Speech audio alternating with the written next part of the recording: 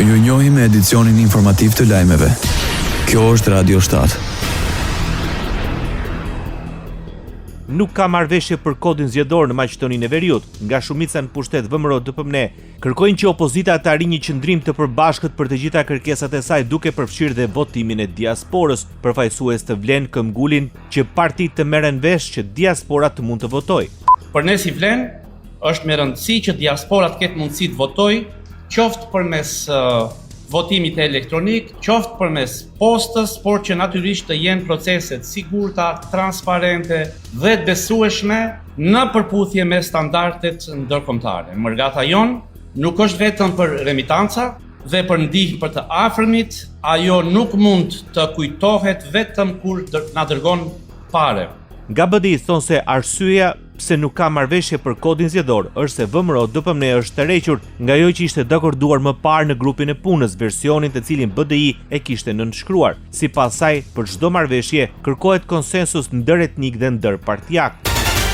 Bashkimi Demokratik për Integrim shpreh shqetësimin për heqjen e kuotave etnike në Akademinë për Gjyqtar dhe Prokuror. Sekretari i përgjithshëm i BDI, Sar Brademi, paralajmëroi fillimin e një procesi për heqjen e kuotave etnike. Sipas tij, gjykata kushtetuese ka vendosur që ta destabilizojë shtetin me vendime antikushtetuese. Në gjykatën kushtetuese, pasi që e fillua me gjykatën kushtetuese, në procese sipër tani është edhe lënda për heqjen e kuotave etnike nga Akademia për Gjyqtar dhe Prokuror. Pra, përfaqësimi drejt dhe adekuat në Akademinë për Gjyqtar dhe Prokuror ju pengon kësaj qeverisje.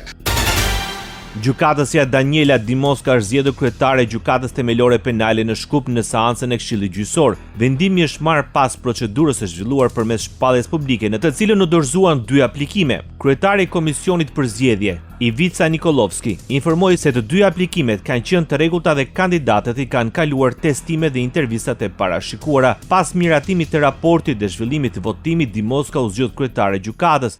Radio 7, zëri pozitiv i qytetit. Komisioni Qendror i Zgjedhjeve në Kosovë certifikon rezultatet përfundimtare të zgjedhjeve. Kryetari i KQZ-s Kreshnik Radoniqi shpalli se lëvizja vetëvendosje do të ketë 53 mandate, Partia Demokratike e Kosovës 22, Lidhja Demokratike e Kosovës 18 mandate, Lista Serbe 9 mandate deputetësh, dhe Aleanca për Ardhmërinë e Kosovës do të përfaqësohet me 7 deputet. Radoniqi konfirmoi se KQZ-ja nuk ka pasur asnjë detyrim nga vendimet e Gjykatës Supreme pasi janë refuzuar të gjitha ankesat e paraqitura. Radoniqi tha se paneli zgjedhor për ankesat e parashtresa është konfirmuar se nuk ka ankesa të mbetura në shqyrtim.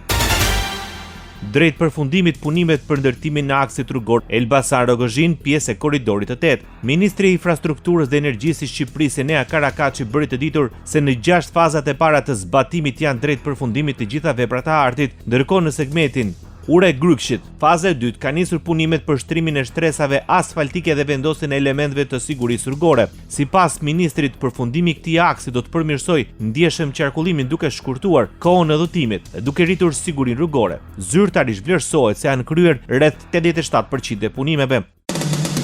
Ndoqët lajmet shkurt në Radio 7, zëri pozitiv i qytetit.